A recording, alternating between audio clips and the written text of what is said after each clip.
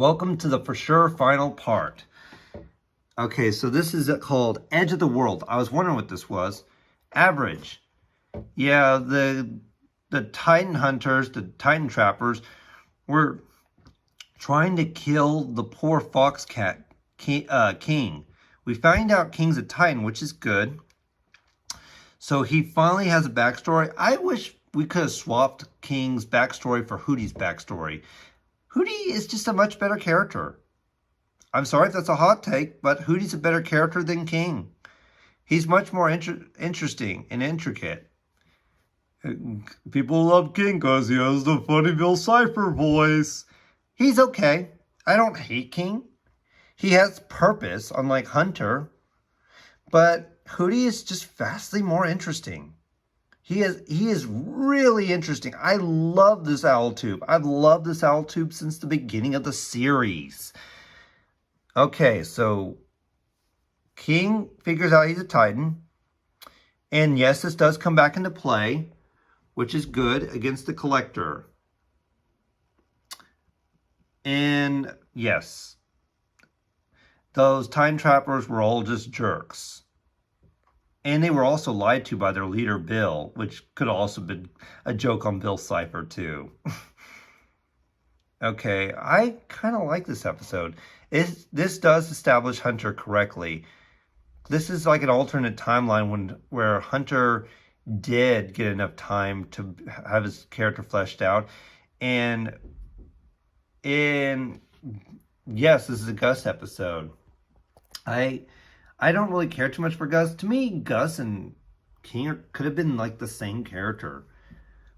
Yeah, I just think Gus and King are kind of similar.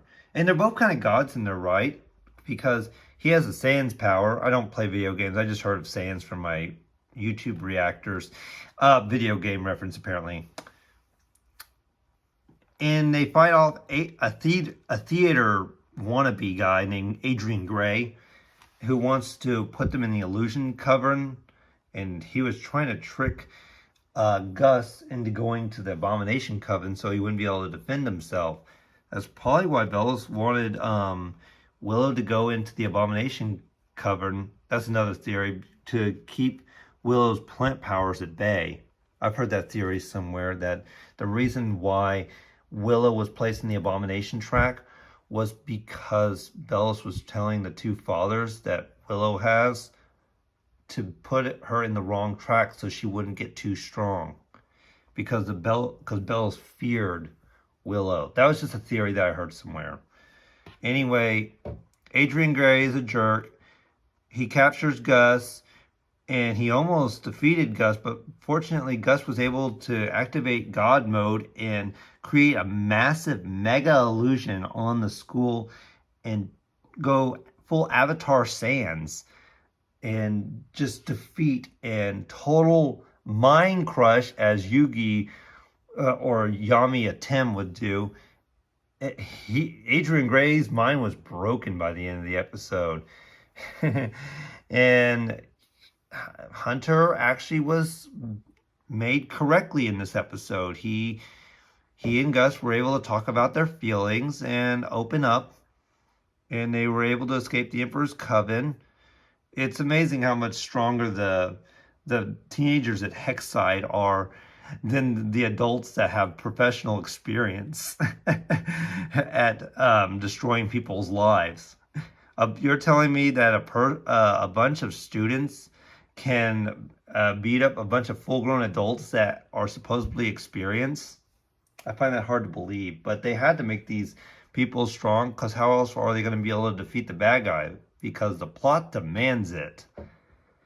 Okay, so these next three are just kind of like, this might as well have been like a 45-minute special. These three could have possibly been one episode.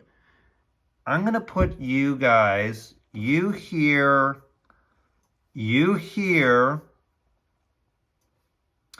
I'm just going to talk about them at once. Luce fights against Ida. That's basically what happens here. Then they get captured because Luce was talking way too loud in the enemy's territory. when you are upset with someone and you're in the enemy's castle or in the enemy's storage shed, you keep your voice down so you don't get caught. They were trying to rescue Francois and apparently Luce's future palisman from the Emperor's Coven that snatched up everything at the OwlHouse. Also, King embraces being a Titan thanks to Steve, which I think he's kind of overhyped, but I like him better than Hunter. He at least has an individual character. Steve is Bartholomew's brother or half-brother. We didn't get to resolve that relationship because of the story got cut. And we got the famous line on this episode, maybe if we had time for 20 more adventures, but we don't because Disney cut our adventures short. And we saw people getting ready for the Day of Unity. They were all wearing occultish cloaks, which is kind of disturbing. And King gets to go on a joyride with Steve. We get the kiss here on episode 20. Yes, Luce and Amity finally have their official kiss, and Luce's first words was the crocodile hunters, crikey. And Amity, as Crimson Sin would say, she can blush. We get it. She's thirsty for kisses. We get it. Ooh, okay. Yeah, I'm so glad that this finally happened. It could have happened sooner, but I am happy with the way the kiss was. It wasn't too awkward. It wasn't too uncomfortable. And the rest of the plot was Luce formulates a plan once she realized that Kiki Miki informed them that Bellos knew of the sabotaging that Ida, Luce, and Amity, Willow, and Gus were doing. Well, she didn't know that Luce was with Amity and Willow. She thought that Luce would be with the Owl Lady, Rain, and Darius and Everwolf concocting their plan. What? Only a few people would get eaten. Well, the small ones anyway, says Darius. And Darius says, we have replacements just in case we don't fall in line. I think that line was taken from an older script from before the OwlHouse got canceled, because that line was kind of awkwardly inserted in there, and we never saw the replacements. What are they talking about? Clones or Grimwalkers of the other Coven heads, just in case they didn't show up? We were all wondering, like Matthew were wondering, why Rain never tried to escape to the OwlHouse with Ida. Now we know, because he knew it was going to be pointless whether he showed up or not. Darius and Everwolf. I think I'm going to say Everwolf is a guy. It doesn't really matter. What matters to me, like Crimson Sin says, the pronouns don't matter. What matters is if you're a good person. What's good on the inside, the stuff that you do, the actions you do in life. The pronouns don't matter to me. I'm a guy. I'm perfectly fine. See? I'm great. So back to this. This was a great episode. Luce tricked everyone, even her friends, and it worked on this one, unlike what happened on that episode where Vilma turned out to be the bad guy. That did not work on Where's My Mummy or something, that movie, that Scooby-Doo movie, but I'm getting off topic. Not Scooby. Luce went to Bells' castle and disguised herself as Hunter, and Hunter disguised himself unknowingly as Luce, thanks to the plan that Gus and Luce concocted. And then Luce, oh man, Luce tries to stay in the Boiling Isles to look for Ida when really it was not the right time to do that. She sacrificed herself. She almost got turned to stone. Hey, how about I defeat you by saying I can show you around and get you new clothes? That's a weird way to defeat an enemy. Just say, oh, your clothes are outdated. I'll just buy you some new clothes. And that's how she beats Bells.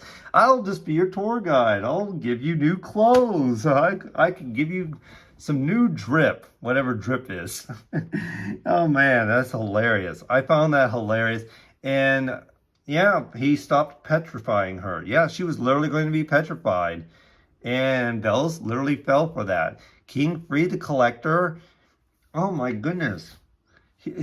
Collector said, and I quote, "What you playing?" um, as promised, I remember someone throwing me off a bridge. But I'm not angry though. Hey, you want to play tag? I'm it. And skadooshes bellows into the wall, and everyone escapes through the portal to the human realm. They were in the demon realm. And these are just repeats of episode. I don't know why this is, but I already have these up here. Why is there copies of these episodes? So this is my list. Sweet, season 1, episode 5, 7, 12, 15, 16, season 2, episode 8, 19, 20, 21. Yeah? Yes, I did. And those are my favorite episodes. The worst episodes was Body Swap, episode 8, episode 11, episode 13, and then we have season 2, episode 10, and episode 16 were the absolute worst. Fail, Blob, Advantage, and Sweet. So you guys have a great day. I'm Robert from Hobbyman ZXC. Talk to you guys later. I hope you enjoyed my tier list. Finally, I finished this. Bye, everyone.